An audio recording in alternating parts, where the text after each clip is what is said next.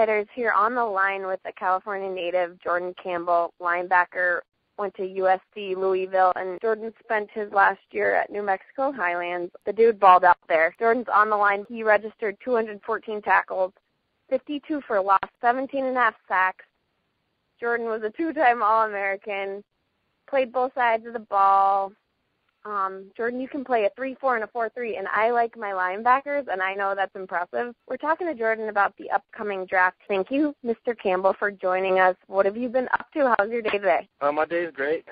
Started off training out in L.A. like I do every day with athletic games and travel games and hang basket. Regular training day out there for a few hours, getting treatment, and then I do linebacker drills out here, and then when I'm playing in Corona, I had to meet up with Toby Gearhart and his younger brother and my linebacker coach, and I'm being asked to do running back drills and linebacker drills at my pro day, so just coming out here twice a week on top of our training out in L.A., and now I'm just wrapping it up with church at night with the family. Quickly rewinding in your life, you've gone through some crazy college journey to get to where you are today preparing.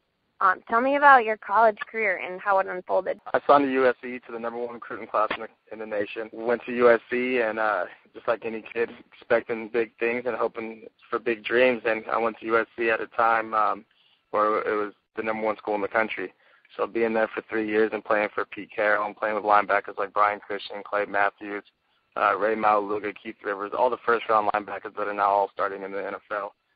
It was awesome to go there and play behind those guys and learn from them, and learn from a great linebacker coach, Ken Norton Jr., and a defense coordinator like Pete Carroll. Obviously, the whole USC thing happened, and Pete Carroll and all those guys left, and the new coaching staff came in. And as soon as the new coaching staff got in, I just had bad timing on my part. I ended up getting suspended from a year from USC. I got in a fight in the basketball gym, and I never got arrested, no charges pressed or anything like that. But since it happened on school campus, instead of going to the athletic director, the head football coach, but at the time, none of the coaches were really in place, and the athletic director just got in there, so my situation got handled a lot different. The NCAA sanctions come out, so I ended up actually transferring before the suspension came into play. And while I was at Louisville starting and doing all their stuff, the summer camp, fall football, Coach Charlie Strong, great defensive coordinator from Florida. He got the head job there. He told me it'd be no problem since I was never arrested, or since there was never anything filed besides a school complaint, that I'd be fine. And while I was at Louisville getting ready to start the first college football game there, the suspension came out from USC, and it said that it was a year suspension. So obviously I'm at Louisville, and I can't play. So I finished off the school year there. Just maintained grades, and Coach Charlie Strong, he was a great mentor while I was there. He knew the talent that I had. He just told me most likely I'm going to have to go the Division II route and just continue to bust my butt and working hard, because eventually I'll get there, but it's just going to be a longer road and a longer journey than a lot of other guys. That's when I put out that first YouTube video called The Comeback Season. And I started getting recruited by all types of coaches again, and I ended up picking to go to the closest Division II school. I didn't know anything about Division II football. I was all D1 all the way, and when this happened, I really didn't want to leave too far away from California again. I didn't want to go to the Midwest. I didn't want to go to the East Coast. And the closest school to California was New Mexico Highlands. Before I could even get back on the field, I had to apply for an NCAA waiver, because it's considered a 4-4-4 transfer from SC to Louisville, Louisville to New Mexico Highlands. NCAA rule that you have to sit out again. So at the time I'm applying for this waiver, one of the big reasons I really wanted to come home from Louisville and not sit out that whole time was my grandma was passed away from cancer.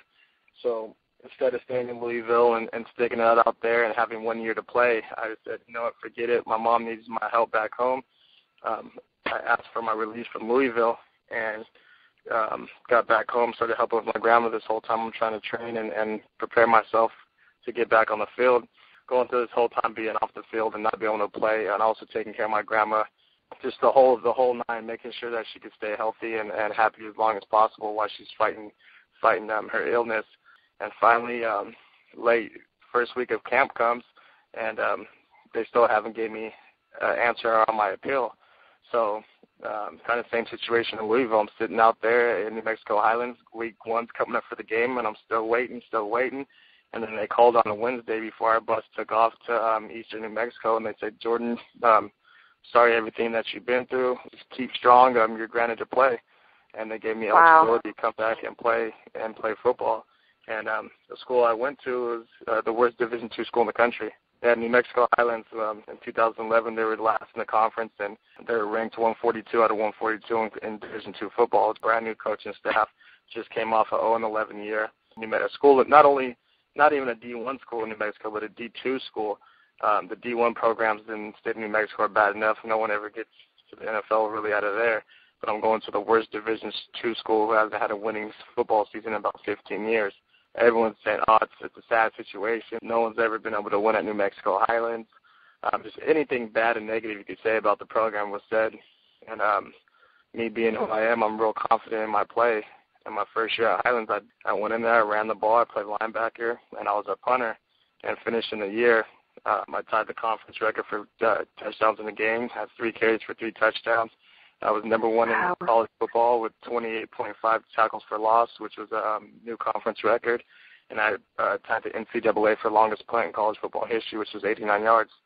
And we finished up that year. I was the first All-American in about 40, 50 years at New Mexico Highlands. And then that's when stuff really started buzzing for me. Everybody was I was back on everybody's map, back on the radar.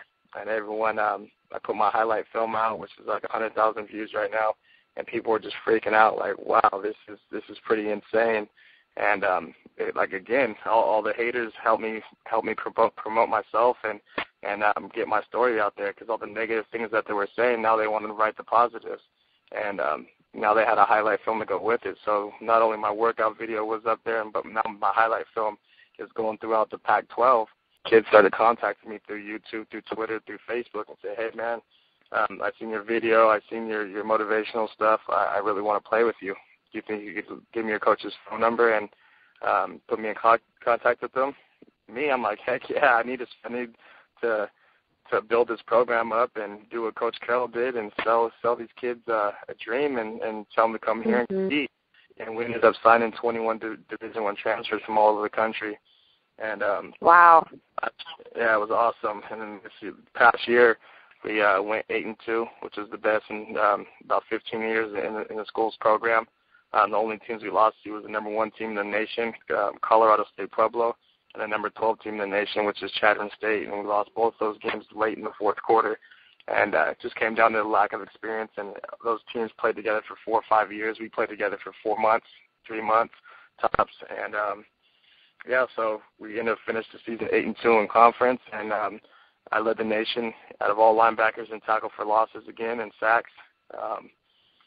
Finished up All-American and got the invite to the NFLPA game, where I was blessed to go out there, and Todd McShay named me Impact Player, the ESPN Impact Player of the game. Led both teams in tackles and led the game for tackle for losses. So despite all the changes, you have quite the story to tell. And the testimony. How many years, when did you first get picked up by SC? In 2007. So I was at SC for 3 years, Louisville for 1 semester, set out about 8 months of football, and then I went to New Mexico Highlands for 3 semesters. And I'll be probably the first player to ever get drafted out of that, the whole conference. You're 6 years in the making.